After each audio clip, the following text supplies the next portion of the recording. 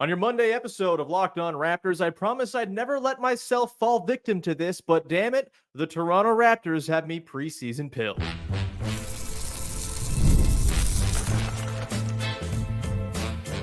You are Locked On Raptors, your daily Toronto Raptors podcast, part of the Locked On Podcast Network. Your team every day. Hey, what's going on? And welcome to another episode of Locked On Raptors, part of the Locked On Podcast Network, your team every day. It is Monday, October the 21st. We are 2 days away from the start of the NBA season. It's very thrilling. The podcast is purple now. If you're watching on YouTube, that's also very exciting. And I am your host, Sean Woodley. I've been covering the Toronto Raptors now going on 11 seasons on various platforms. You can find all my work over on the bad website that sucks at Woodley Sean. You can find the show on Instagram at Locked On Raptors. You can join our free Discord community. Link in the description of the podcast. A great place to come hang out, talk ball, be among friends, be among sickos just like you. And of course, today marks the launch of the Locked On Raptors daily newsletter. Also, link in the description. Also, free to sign up. No money whatsoever. Every single day, you get original writing to your inbox from myself, from Katie Heindel, writing national stories 4 days a week. Very awesome. We've got Josh Lloyd with fantasy tips. We've got Michael Shearer of basketball poetry with a once-a-week X's and O's column. And, of course, links to all the best work covering the NBA around the internet. It's the one-stop shop for everything Toronto Raptors, everything NBA. Come hang out in the Locked On Raptors newsletter. Again, link in the description, free to join, and it really helps me out if you go subscribe. So please do it. I'm very, very excited to bring my blogging fingers out of retirement. All right. Today's show is brought to you by our friends over at Game Time. Go check them out right now. Download the Game Time app, create an account, use the code LOCKEDONNBA for $20 off your first purchase. And let's get rolling here on your Monday edition of the show as we get very close to the start of the season. The preseason wrapped up on Friday as the Raptors took down the Brooklyn Nets, a very not good Brooklyn Nets team, but some pretty interesting stuff we saw from the Raptors in that one as well. So we'll get into that. But yeah, let's start off with sort of broad takeaways from the preseason. I think, we'll get in later on into the roster battle. Jamison Battle, no pun intended, and Bruno Fernando making the team. Jamias Ramsey, Jared Rhoden, Branden Carlson no longer with the squad as we head into the season with the roster now decided upon. We'll get into the good, the bad, and the of the preseason at large with some thoughts, a little bit about the Nets game, and also just kind of broad takeaways from 5 preseason games, which is maybe more informative than one preseason game against the Nets. Either way, let's get rolling with my biggest preseason takeaway. I said it off the top.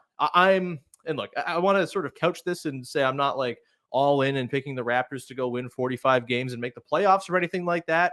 But I have been preseason pilled to an extent based on what we've seen from the Raptors through their 5 games where they went 3-2. There was one real stinker in there against the Boston Celtics, of course, at least the first half of that Celtics game. Otherwise, I thought a lot of pretty interesting stuff, a lot of encouraging stuff put together by the Raptors in the preseason. And look, it's the preseason. It really does not matter in the grand scheme. It's so easy to get duped by things that happen in the preseason that just do not happen once the real games start. But I do think the Raptors with their preseason cracked the door open just a little bit on some more fun outcomes for this season that I maybe thought were a little more far-fetched when the preseason began, when we came into the season with the roster the way it is. Obviously, the injuries and stuff have hung over the team. And I do think the injuries have kind of allowed for a couple of interesting things when it comes to bench guys getting more spotlight. We'll get to that in a second here. But overall, I do think my expectation coming into the season was this is going to be a long year. This was going to be tough. There was going to hopefully be some development that took place, but there was going to be a very clear sort of trajectory this team was on. And it's probably still going to be that. As much as I don't like it, as much as I don't like the pulling the shoot and tanking thing, that's still very much like the most likely way this season goes, that they go through a tough gauntlet of a schedule in the first 60 or so games. You get to the trade deadline, you sell off a couple pieces, and then you kind of, rig the injury report in your favor so you don't have to go and play all your guys down the stretch. Like that still seems like the most likely outcome for this season, as much as I detest that whole line of thinking. But that said, I do think what we saw in the preseason from a couple of important guys, namely Scottie Barnes, and oh my God, Scottie Barnes looks ready. He looks awesome. He looks like he's ready to go and be the dude. And, that sprinkled in with a few other things has me kind of open to the idea more than I was before the preseason that there could be some sort of outcome here where the Raptors are like one of the surprise risers in the NBA, in the Eastern Conference, however you want to put it. Again, I wouldn't put it at like a 50% or better chance or anything like that, but 20, 25% chance the Raptors are sneaky kind of fun and definitely interesting and, maybe too good to pull the shoot fully and just kind of happen into the 10 seed because of their own merits. I think that's totally on the table here. And hey, you'll quibble with the 10 seed thing all you want. Odds are they still probably have like a bottom 8 record in the league if they're the 10 seed in the Eastern Conference because of how stacked the West is. We can get into the lottery machinations another time. Right now, we're doing preseason optimism, baby. And I do think, like I said, what we saw from a lot of different facets of the team, from Scottie Barnes looking like this forceful, creative engine, turning the corner more effectively than I think we've ever really seen him when he's sort of creating from a standstill.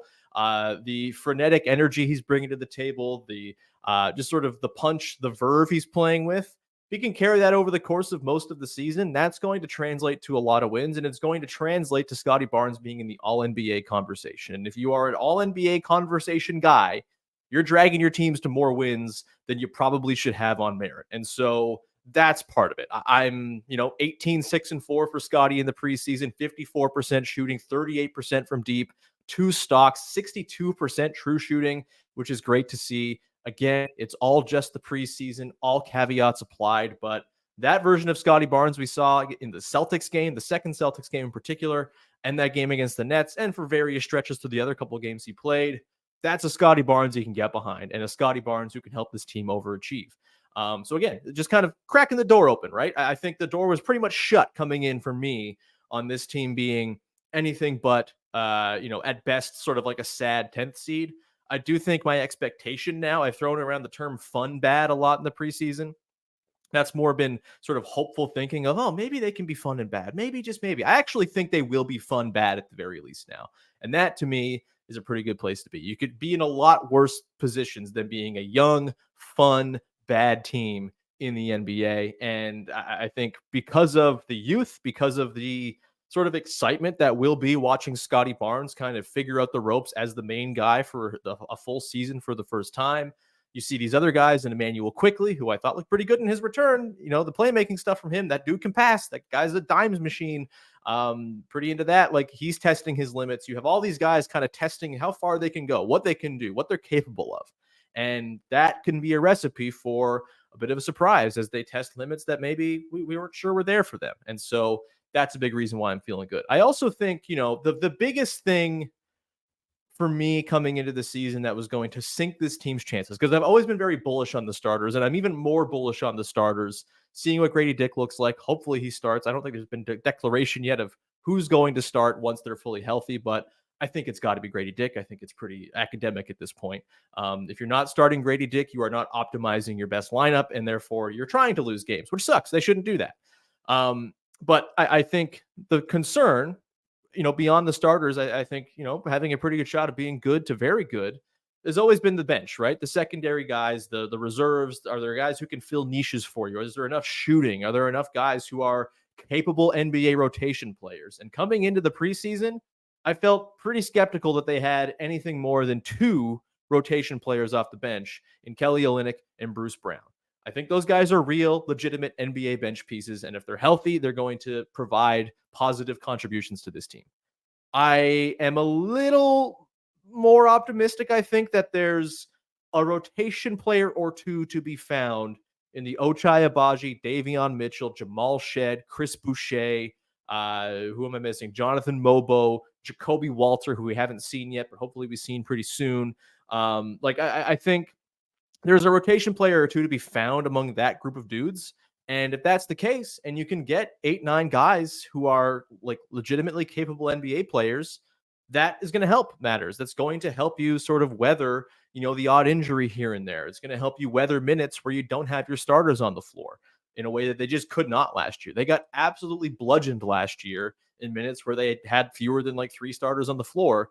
The hope here is that they have enough in terms of interesting starters to stagger in with second units and just capable second unit guys beyond Olynyk and Brown to make these lineups viable. And we'll get into Ochai Agbaji a little bit later on when we get to the good, the bad, and the but he's obviously a big part of that. Again, can the bench just not stink out loud? Like the bench was so bad last season. It was an absolute catastrophe. If you can avoid being a catastrophe while also the starters are good, that's a recipe for winning more games than we think they're going to win. And I'm not saying it's going to happen. It's still very possible. This is a total disaster of a bench, and the preseason was this fleeting glimpse of something that's never going to actually transpire in real games. But I do think that it's on the table now for them to be kind of neutral to slightly below average. And if that's the case, then, there's just like a higher baseline the starters are going to be able to uphold, and the bench isn't going to give it all away. That's a pretty good recipe for winning more games than expected as well. And I also think, too, there's also this ethos this team seems to have. And again, it's the preseason, all these caveats. It's all under the umbrella of it's the preseason. Nothing matters here. But we can only go off of what we've seen. It does feel like this team is going to have a bit of an annoying try-hard ethos, which is something that can get you regular season wins. It's something that can paper over flaws and lack of skill and sort of issues that you have fundamentally in the building of your roster. If you're just giving a damn more than other teams are, which it was really fun to watch in that Nets game where you just had like Shed and Mitchell and Scottie Barnes and all these guys just playing maniacal on-ball defense, like totally bought in. There is something, I think, to the idea of it being contagious within the team, that everyone's pushing one another. If everyone's doing it, if Scottie Barnes is doing it, everyone beyond that has to fall in line. And if you go into a season and you're just going to be a pain in the ass team to play, that's good for extra wins. That's good for picking up wins you maybe don't deserve because you catch a team that's not feeling it on a random night in January. That's just how it works in the regular season. Being a try-hard ass team gets you wins. And I think there's a good chance that the Raptors are going to be a try-hard team, which is fun to watch. You love to watch some guys going out there and kind of punching above their weight class and being incredibly annoying and making winning plays and stuff like that. Like I think that's on the table for this team as well. It seems like the identity they're trying to forge. And so all those things, again, have just sort of a little creak in the door. It's like, oh, okay. It's like they're a little pathway here to winning 38 games, to winning 40 games, to being in the back end of not in the very back end of the play-in, and maybe, flirting with 9th or 8th or something like that. If another team takes an injury or another team disappoints, it's on the table for this team. There's just too much talent within Scottie Barnes himself for there not to be that kind of upside. And I think the fit around him is just so much better than it used to be, even if it's not perfect. So yeah, that's my sort of prevailing preseason takeaway. I'm a little bit preseason pilled, not fully preseason pilled, but I'm open to more fun possibilities than I was 3 weeks ago or so. We'll come back on the other side. We're getting into the final roster decisions. Yes, the big news over the weekend, that ground-shaking news of who gets the last two-way spot and the 15th roster spot. We'll get into Jamison Battle and Bruno Fernando and why I think it was very much the right course of action for the Raptors to take to keep both around. We'll get to that coming up in a sec.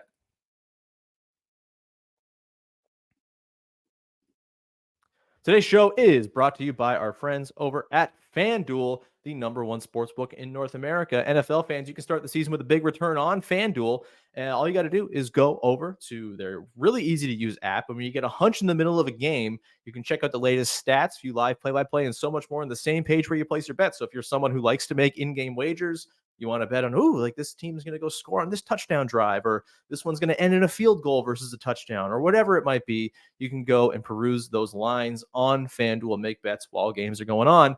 It's super easy. You also get started with $200 in bonus bets guaranteed when you place your first $5 bet. That's FanDuel.com.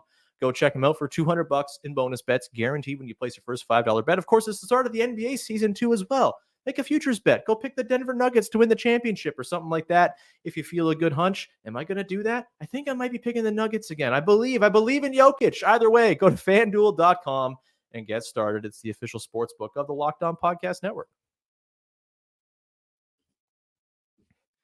Continuing on here on your Monday edition of Locked On Raptors, just a heads up, some big episodes coming up later this week. Tomorrow, it's the Locked On Raptors 8th annual Over-Unders and Props Spectacular with myself, Vivek Jacob, and Sahal Abdi. One of my favorite episodes every single year. It's an absolute blast. And did I accidentally talk myself into the optimism train again in an effort to be strategic and win, only to probably lose again? Absolutely I did. Damn it.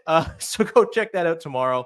super excited about that one. Always a really good time. And of course, you'll be able to compete in the over-unders competition. I'll send out the link for that tomorrow when the episode airs as well. You'll have until tip-off on Wednesday to get your entries in. So don't waste time. Get them in, and the winner is going to win a pair of tickets to a game next season. That's fun.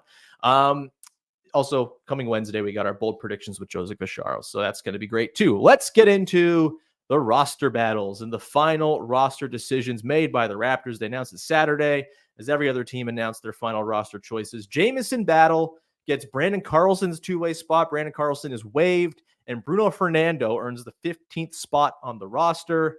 And I think this is the correct outcome for what the Raptors should have been looking to do with these last couple spots. And look, it's the 15th roster spot and the 18th roster spot. These are not swing decisions by any means for basically any team. We get really sort of up in arms about it. We have really strong takes on these guys. Odds are none of them are actually going to tangibly affect winning basketball or any basketball this coming season. But I do think it's cool the Raptors rewarded Jamison Battle, who was awesome in the preseason, hit 57% of his threes. Kind of nuts, not crazy volume, but still building upon what was an electric three-point shooting season for him in college at Ohio State last year, where he also led the NCAA in free throw percentage. Dude can shoot. And I think that alone, having that base skill of being an absolute dead-eye shooter with one of the most buttery quick releases you'll ever see. I absolutely love watching Jamison Battle put threes up. It's great. I might start going and watching his pregame warm-up routine as though he's Steph Curry, because I just love watching him shoot so much. But I think he played well enough. He showed a legitimate NBA-level skill. I think he deserves to get that last spot. And it sucks. Like Branden Carlson, he had that really nice moment in that game against the Celtics where he had the game-saving block at the end. Very cool for him. But honestly, it never felt like he had a great shot of sticking around, whether into camp or out of camp this year or just like through the full season on a two-way. 25-year-old rookies are rare for a reason. They're pretty far on in their development curve. And I know he had that super fun block, but I was always pretty skeptical of Branden Carlson just as an NBA level defender, moving his feet in space, actually defending the rim against actual NBA athletes. It didn't quite click for me with Branden Carlson. He also didn't hit his threes, which is kind of the whole thing he's supposed to do. So Jamison Battle outplayed him in the preseason. He totally deserved to get that two-way spot. I'm glad the Raptors rewarded him with that. And hopefully Branden Carlson can latch on somewhere. Don't believe it'll be with the 905. I don't think they have his rights, despite him being on the two-way. But obviously, you can kind of work things around. If you really, really want him on the 905, I'm sure they can make it happen. The same goes for Jamias Ramsey, who I believe his rights are owned by OKC for the G League. Maybe there's a trade to be had there if they want Ramsey in the system. I wasn't super impressed by Ramsey in the preseason anyway. You know, a couple nice flourishes of shooting, a lot of dribbling the life out of the ball when he was trying to play point guard. I think they've got their fair share of sort of toolsy guards on the team. So it seemed like Ramsey was always going to be tough to make the roster, considering they have DJ Carton and Shed and Davion Mitchell. It just didn't seem like it fit there. So, I think it's the right call to give Battle that two-way spot. The 15th spot goes to Bruno Fernando. And look, I know no one was super impressed by Bruno Fernando in the preseason. As I've said before, just an exceptionally unsexy basketball player.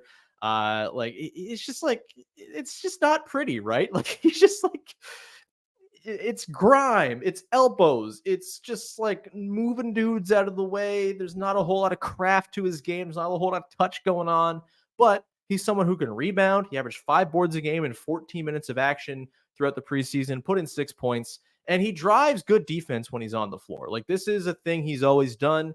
The team that he plays on is better when Bruno Fernando plays defense than when not. He's like a guy who just kind of gives you a base. He's not doing much for you on offense. He's not going to, be this incredible pick and roll gravity guy who's going to open things up for your guards or anything like that. But there is something to the idea of just having a guy on the team whose main skill is having more muscles than other guys. And I think that's, in the 15th spot, perfectly fine. I think the rebounding thing with him, this team clearly wants to be better on the glass. They were miserable on the glass last season, like 27th in the league in rebounding percentage, 29th in defensive rebounding. They were just not good on that end. And so if Bruno's in there and all he's doing is helping to make sure they're not hemorrhaging offensive boards, and he's grabbing his fair share of offensive boards at the other end as well to help fuel what seems like a big part of what the Raptors want to do on offense, which is crash the glass in sort of this strategic, tactical way. I have no problem with Bruno Fernando being there. I don't think I want to see him be like the go-to backup center necessarily. I think I'd much rather see them experiment with lineups that feature Kelly Olynyk and one of Scottie Barnes, Jonathan Mobo, or Chris Boucher as sort of these more rangy dudes where Olynyk's the 5 on offense, but those guys are more the rim protecting 5 on defense. You're up against second units, so you can get away with that a little bit more. That's kind of the vision I have for the second unit right now. But I do think Bruno Fernando will have some time to get in there, muck stuff up, throw elbows, grab rebounds, be mean, be nasty. Like that's you can do a lot worse than a 15th man. And for anyone who's like, well, Branden Carlson was this young prospect, you could have brought him along. Branden Carlson is 10 months younger than Bruno Fernando. They're pretty much the same. So give me the guy with like 5-6 years of actual NBA experience who has, again, like a very clear NBA skill, which is rebounding the hell out of the basketball. I'm fine with that. If that's going to be your 15th spot, no problems there. We'll come back on the other side, and we are going to get into the good, the bad, and the from what was a pretty entertaining preseason from the Toronto Raptors. We'll do that coming up in just one sec. Today's show is sponsored by BetterHelp. Halloween lets us have fun with what scares us, but what about those fears that don't involve zombies and ghosts? It can be scary out there. The future is terrifying. There's financial insecurity. There's all kinds of things that might cause you fear, anxiety, whatever it might be in the day-to-day life, day-to-day thing that is life. It's just a tough world out there. Therapy is a great tool for facing your fears and finding ways to overcome them. I know a lot of people who have very much benefited from therapy, helping them sort through the things that give them, things that give them pause and make them concerned about what lies ahead. If you're thinking of starting therapy, give BetterHelp a try. It's entirely online, designed to be convenient, flexible, and suited to your schedule. Just fill out a brief questionnaire and get matched with a licensed therapist and switch therapists anytime for no additional charge. Overcome your fears with BetterHelp. Visit BetterHelp.com/LockedOnNBA today to get 10% off your first month. That's BetterHelp, HELP.com/LockedOnNBA. All right, closing things out here with the good, the bad, and the preseason at large edition, where we'll look back at a thing I liked, a thing I didn't like, and a thing that's got me a little bit intrigued about the 5 preseason games your Toronto Raptors played, going 3-2. Let's start with the good. Ochai Agbaji, man. Look, I came into the season feeling extremely skeptical about Ochai Agbaji, and I'm still reasonably skeptical about Ochai Agbaji because it's the preseason, but he's hitting his layups, he's dunking, he's getting to the rim and actually finishing, which is the only way he's going to offset clearly not being a very good three-point shooter. He shot 18% from deep in the preseason. That's tough stuff, but he does a lot of other things pretty nicely. There was some flourishes of playmaking from him, some short roll stuff. He's a good screener. He's a good cutter, a really good cutter. And if he's actually able to finish the looks at the rim that the Raptors offense is designed to get for guys like Ochai Agbaji, there's a role for him if he's going to play the defense we saw from him in the preseason, which I thought was the best defense we've seen from him since he became a Toronto Raptor. Just really sticky at the point of attack, super engaged. We know that he's a guy who can rack up blocks as a guard.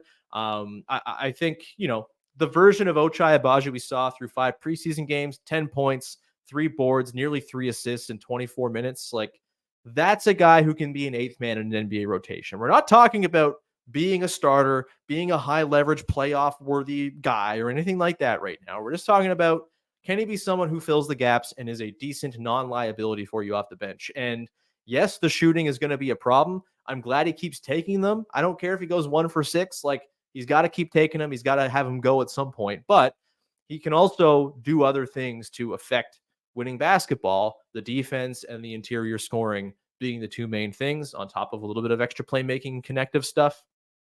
Darko Rajakovic talked in the preseason about, Ochai. It's not 3-and-D that they're really worried about with him right now. It's the defense, yes, but the threes, that's kind of secondary right now. Defend your ass off, finish around the rim. And if you're playing in lineups where, say, Kelly Olynyk's out there, or Emmanuel Quickly's out there, or Grady Dick is out there, you've got these more dynamic spacing agents, there's probably a world in which he can be effective. And, it's not the 3-and-D archetype everybody wants. It's 3-and-2. It's, it's 3 in connectivity, right? Like, it's not this sexy 3-and-D archetype that everybody wants and needs, but maybe that comes along. Maybe they really sort of invest in the shooting and it comes around. He's had some success from the corners in his career.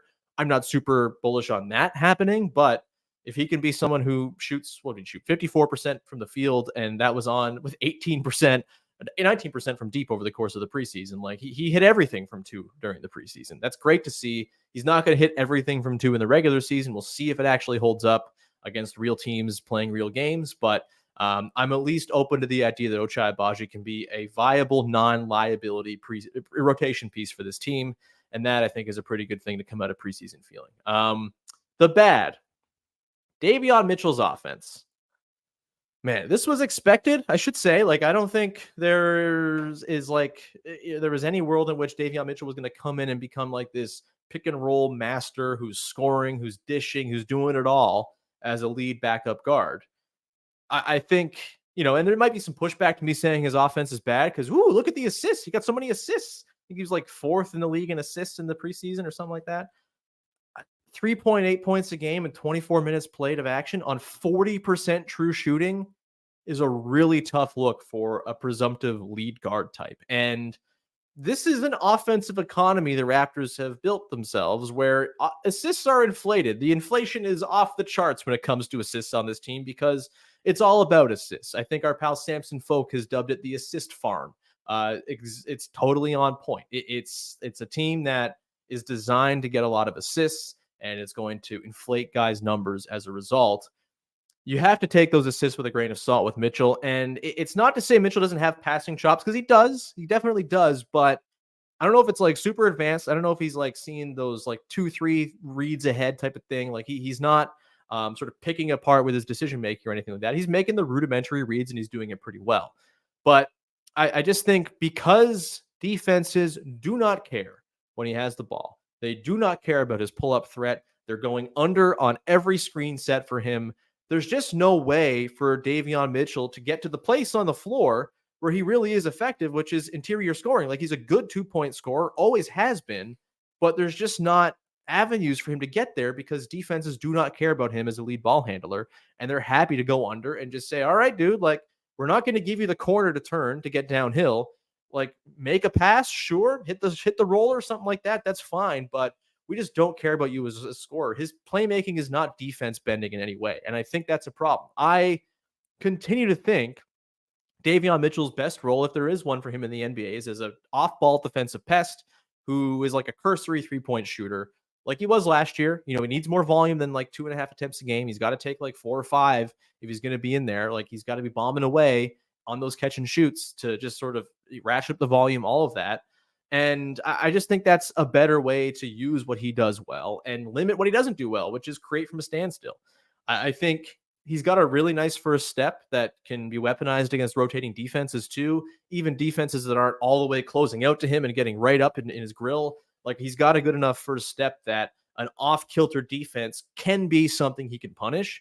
And again, he's always been a really good interior finisher. And I think the avenues for him to actually get to the interior are way more open when he's working off the ball and attacking a compromised defense that's already had an advantage created somewhere else than it is where he's the one trying to create the initial advantage. It's just not happening. And so, I think they're going to go into the year with him as the backup point guard. It seems like it's going to happen, but I think it's maybe not long before we see Jamal Shed perhaps take that turn.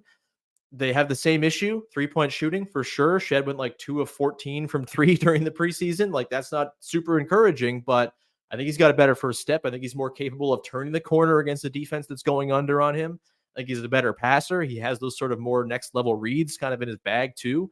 And he's just as nasty a pest of a defender on the ball, while also I think being a better off-ball defender. And so I think there's a chance that Shed supplants Mitchell as the backup point guard at some point this season. And I don't know if I saw enough from Davion Mitchell offensively to think, oh yeah, super stoked about the backup point guard experience with him. Would love to be wrong. And again, I think there's a role for him as an off-ball player if he can hit some threes. He shot 36% last year. If he can match that while also bringing that on-ball defense that's nasty, that's sort of, infectious within the team, that's great. I think that's like a wonderful role for him to fill. And I think he can do it. I think he can do it playing in smaller lineups next to Emmanuel Quickley, for example, and kind of offering a small guard look that plays a little bigger because he is such a good point of attack guy. But as a standstill creator, so far, not great returns. Maybe it gets easier if he's playing more with Kelly Olynyk because Kelly can space things out and just kind of breathe a little bit more air into the offense. Like we didn't get to see a ton of that or any of that at all. So maybe that's something. But until we see that, I'm going to be a little more skeptical of Davion Mitchell as a creator and as a backup point guard. And I think off-ball guard is kind of his destiny. Let's wrap it up with the shall we? And there's lots of stuff we could go with on this. But I think for me, it's got to be Scottie Barnes' perimeter defense. Always been the issue with him, right? Where he's super long, he's got arms for days, he's very strong.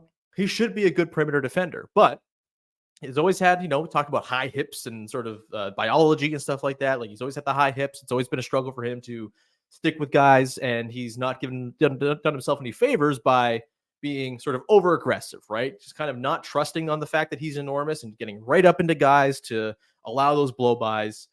I feel like it was a lot more controlled from him as a perimeter defender. So it's been more controlled so far in the preseason.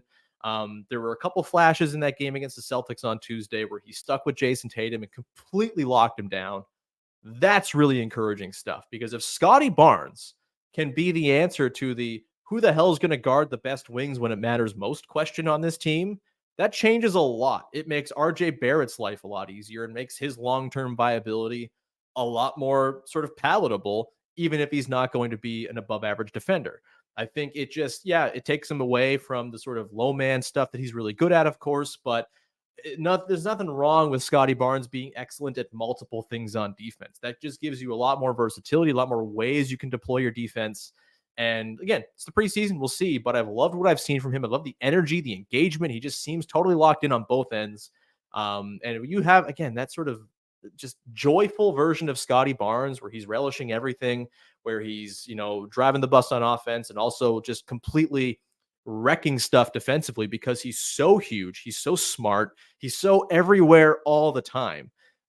That is a really intriguing concoction of stuff that Scottie Barnes is bringing to the table. And so, the perimeter defense, again, it's the for a reason. We got to see it in real games against real competition for 82 games, right? This is the challenge for Scottie Barnes, is doing peak Scottie Barnes stuff for longer stretches of more games over the course of 82. But the signs we saw from him defensively, that Brooklyn game, I mean, again, it's the Brooklyn Nets. It's Cam Thomas's Brooklyn Nets. Not exactly the most difficult team to D up in the preseason in particular, but I thought the stretches we saw sort of second quarter on in that game of Scottie and everybody else behind him just totally geeked up to defend. That's really encouraging stuff to me. So I'm in, man. Scottie Barnes, I'm in on the experience. I think it's going to be a hell of a year for him, and I'm excited to watch it all. If the defense is there on the perimeter, boy, oh boy, it's a problem for everybody. So we're going to leave it there. Thank you so much for hanging out. We'll be back again tomorrow. Again, it'll be a long bonus episode, not a bonus episode, just a long episode as we run through our over-unders and props for the upcoming Toronto Raptors season. My favorite episode every year, before all my hopes get dashed and I go another year without winning a championship. I can win it this year, baby. This is the year. That's coming up tomorrow. Wednesday, we got bold predictions with myself and Joseph Cacharo. Thursday, we're going to break down the opener against the Cleveland Cavaliers. That's going to be fun. And then Friday, S. Baraheni is going to stop by, and he's also with me a little bit on the optimism train. We're going to, hopefully before all optimism is washed away, dig into some reasons to feel kind of all right about where this team is headed this year and beyond. We will do that coming up Friday. So loaded week for you. Looking forward to all of it. And of course, you've got the Locked On Raptors newsletter to keep you company in between podcasts as well. Link in the description of the podcast. I'll be sharing it on socials a whole bunch this week. Please subscribe. It's free to do. It costs you nothing. This podcast costs you nothing. I don't do much. I don't ask much of you. If you subscribe to the newsletter, even if you don't read it, I'll read it because it'll be fun. But even if you don't read it, subscribe. It makes me feel good, helps the numbers, makes me look good, all that good stuff. So thank you in advance for doing that. Happy to be writing again on top of doing the pod every day, and should be an awesome season. I'm really looking forward to covering this year. So thanks for being around. We'll talk to you again on Tuesday with another episode of Locked On Raptors. Thanks for hanging. Bye-bye. Ooh.